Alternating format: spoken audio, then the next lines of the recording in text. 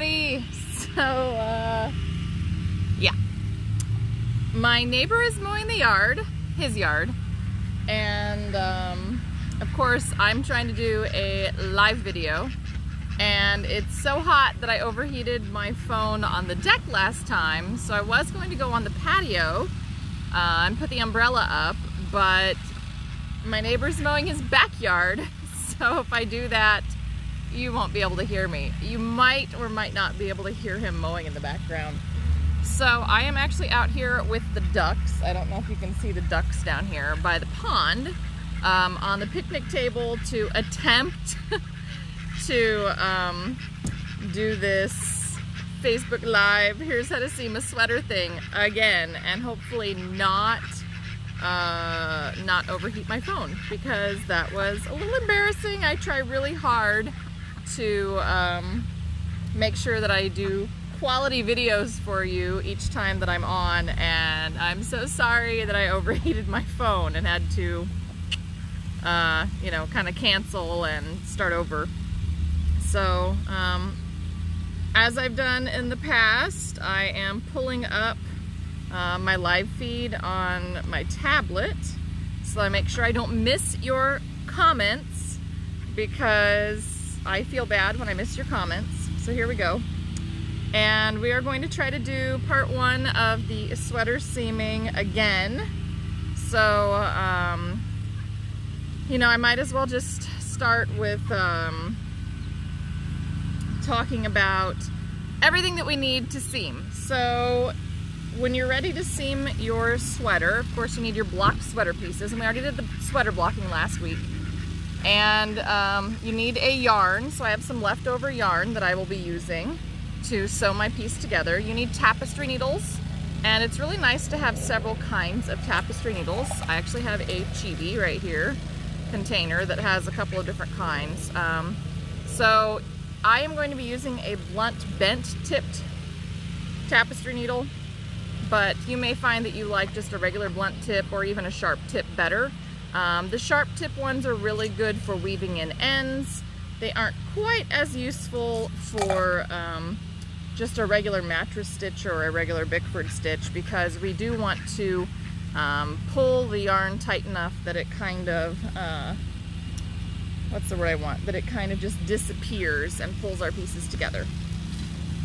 So you also need scissors. Scissors are important because you need to cut lengths off, of course.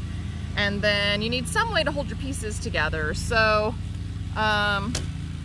one of the ways that you can do that is with a regular old clothespin. Nothing wrong with this guy. Works really well. It's worked for a long time.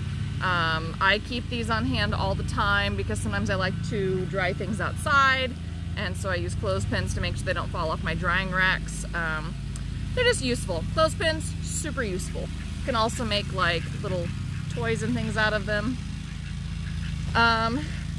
Over the years I've collected a few other little things. These are a type of knit clip, which I don't know if we have any of these right now. We could probably get some in though if you're really interested in these.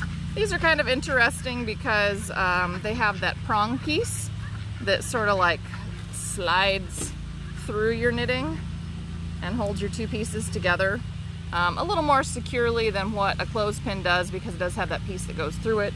But that's up to you. You don't have to have those. It's just an optional thing. I have used these in the past. They work really well. And then, where did my other one? Did I put it in here? Oh, there it is. And then the last thing is, these are magic clips. They're very similar to the clover clips, which we can definitely get the clover clips. I've been working on opening an account with this company because I would like to get these clips too.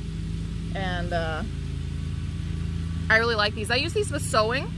I like them a lot for sewing, but they are actually useful when it comes to holding pieces of my knitting together. So I happened to have one upstairs because Ina stole it. She stole it, and I had to track her down with it because she really likes these clips. She likes carrying them around. She thinks they're a toy.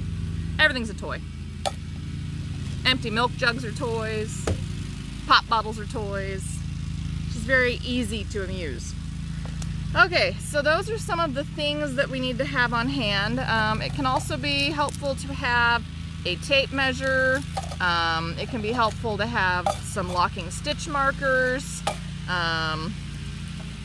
It's helpful to have a schematic if you've had a schematic, so that you know where your pieces need to go.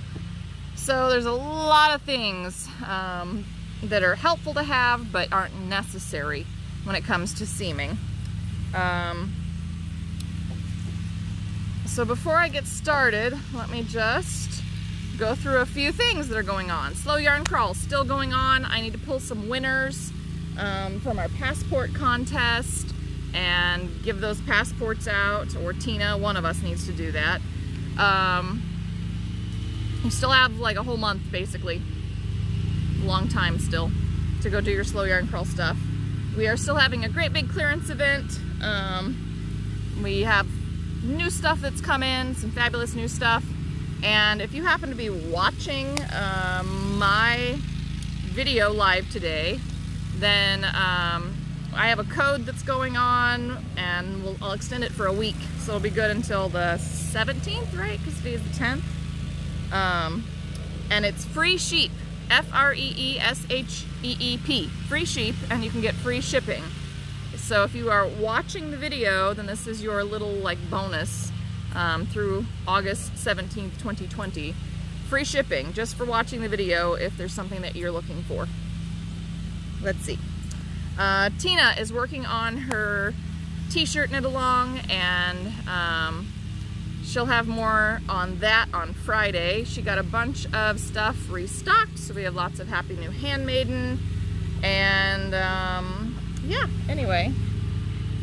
Oh, Beverly, you like those clothespins? Yeah, I think these are really interesting. I've used them before.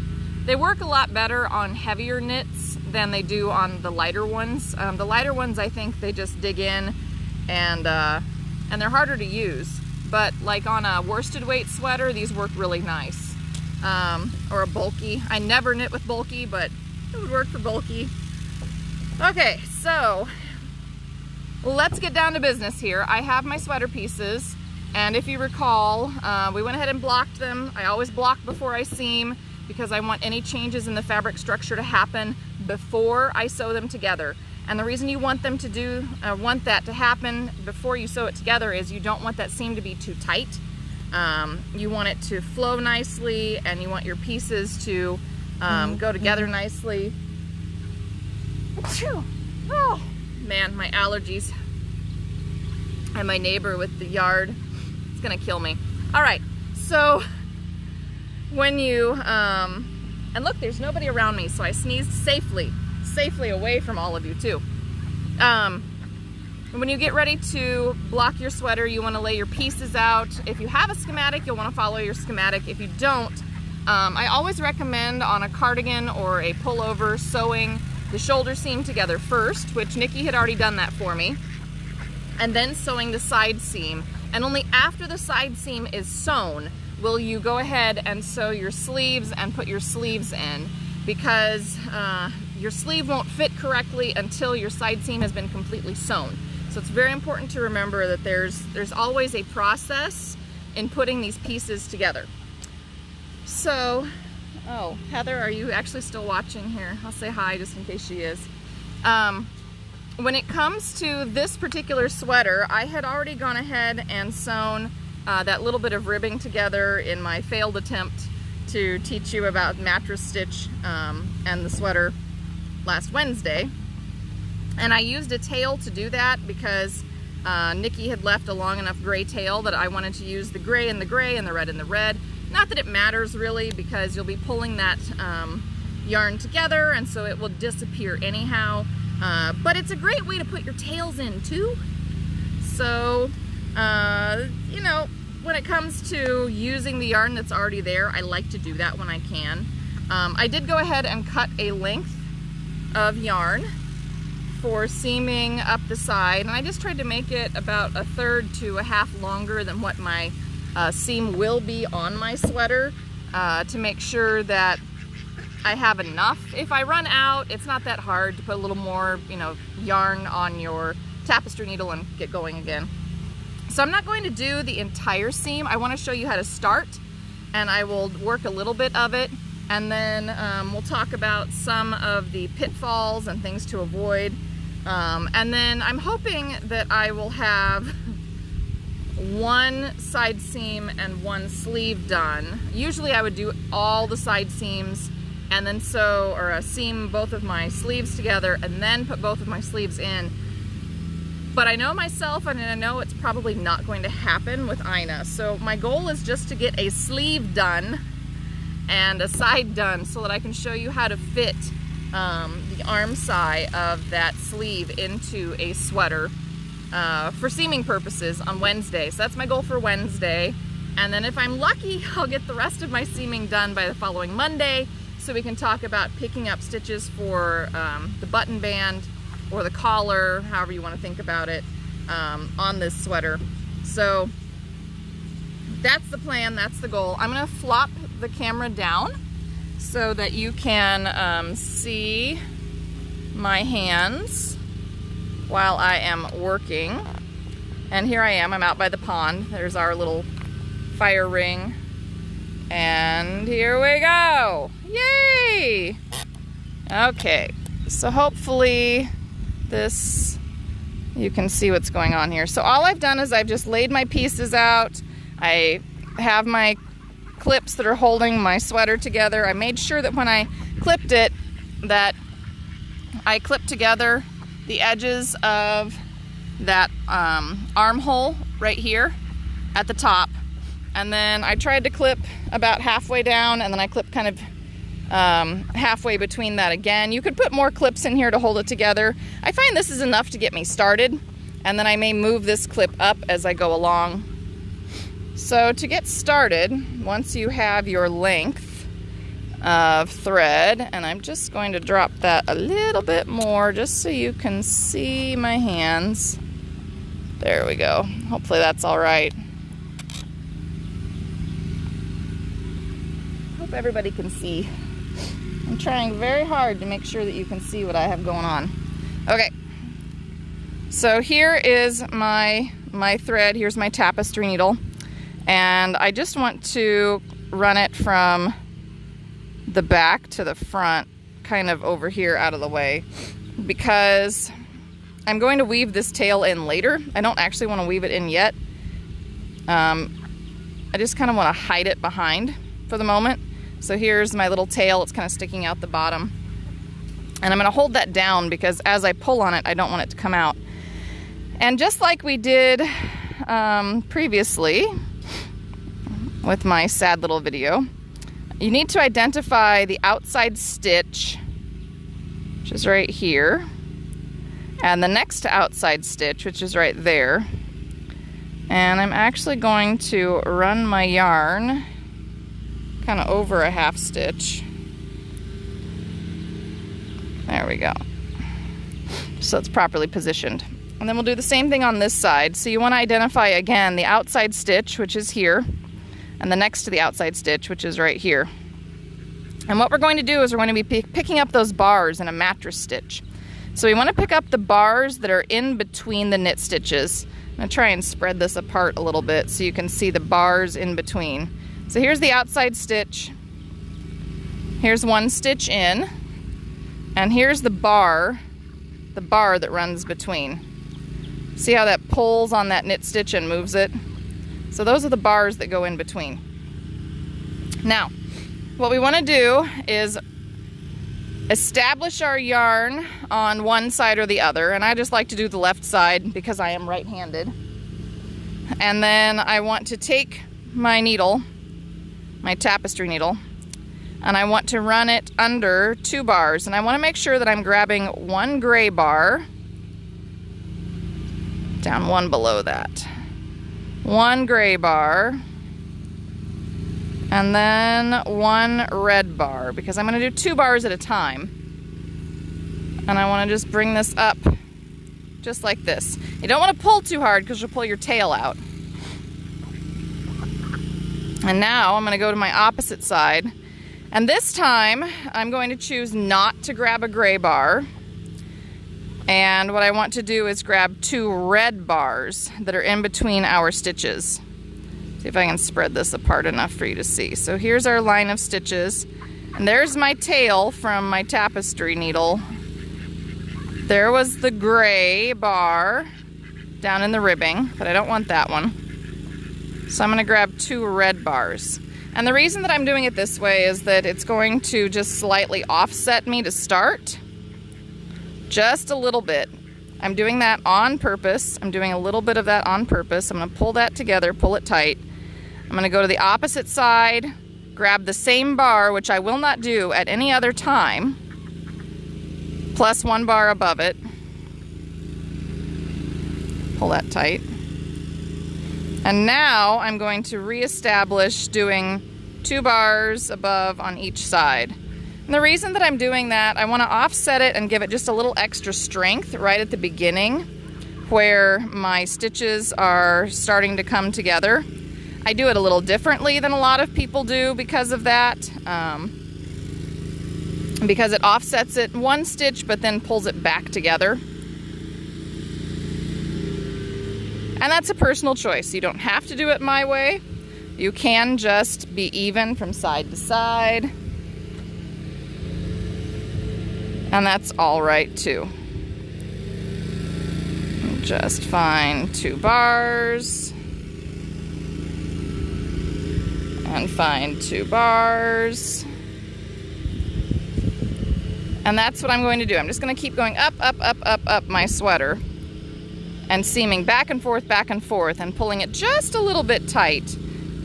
I don't want it too tight. And my base is off just a little bit because I don't think I have that quite done properly. But that doesn't look too bad. This is kind of what the back should look like, where you see your rows of stitches coming up on the inside.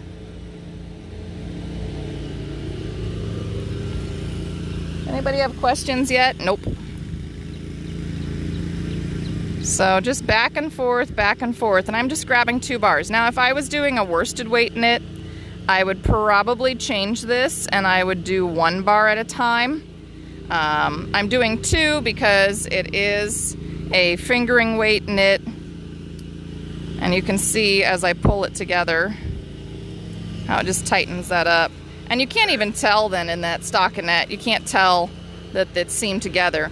The reason that you do sweaters this way and you put seams in is because it gives structure to your sweater. So this sweater isn't going to sag as much since it's done in that bamboo merino nylon, which is a soft drapey fabric. It doesn't have quite as much memory as a pure merino.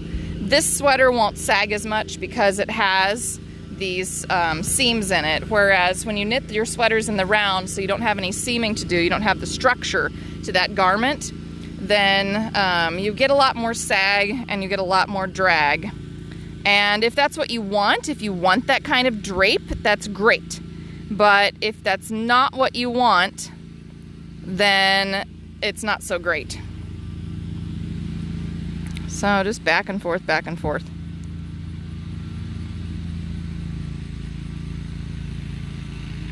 I got that too tight.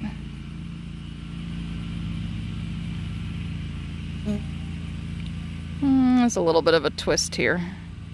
There it is. Okay, so just back and forth, back and forth, back and forth. And I'll just keep going along. All right, let me switch this around. There we go. Okay, so one of the advantages to seaming is that you will have a lot more structure to your sweater. Your seams are going to hold up. You are going to be able to put a lot more stress on your side seams and on your front than you would with a sweater that's knit in the round. And you know, if somehow you get a hole somewhere, it's not going to completely unravel your whole sweater. You might have to replace a small part of your sweater, but it isn't going to unravel the whole thing. So there are definite advantages to doing these pieced sweaters, to fitting them to your body, to adjusting them, to seaming them correctly. And if you don't want to do that, it's totally fine. I love an unstructured sweater. I love top-down sweaters. I even like bottom-up sweaters in the round. I tend to wear cardigans a lot more than I wear pullovers, so even though I like knitting a pullover because you just knit in the round, and you don't have to do the seaming because you can choose to do a bottom-up sweater in the round,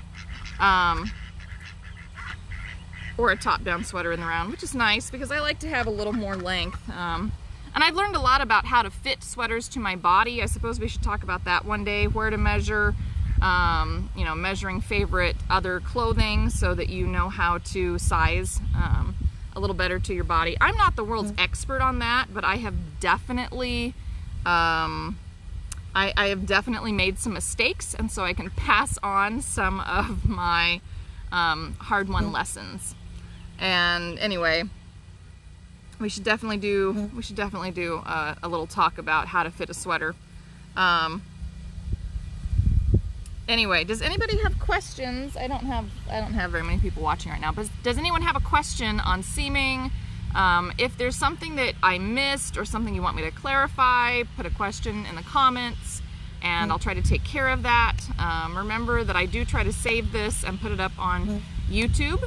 So, you know, feel free to check us out. Make sure you've liked our page so you get the notifications on Facebook for when I go live. Remember, you can always watch the videos there later, and go to our YouTube and subscribe to our YouTube channel. Make sure that you're shopping at blacksheepfiberemporium.com so that we can keep bringing you these great videos and helping you.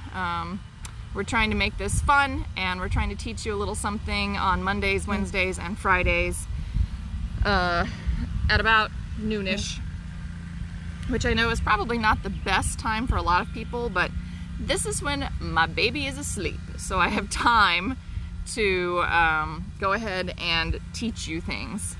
Anyway, until next time, just make sure that you are staying safe, stay healthy, keep crafting, take care of yourselves, wear your mask, and remember, Wednesday when we come back, I'm really hoping that I can show you how to put in the sleeves so that you know how to adjust around that arm side.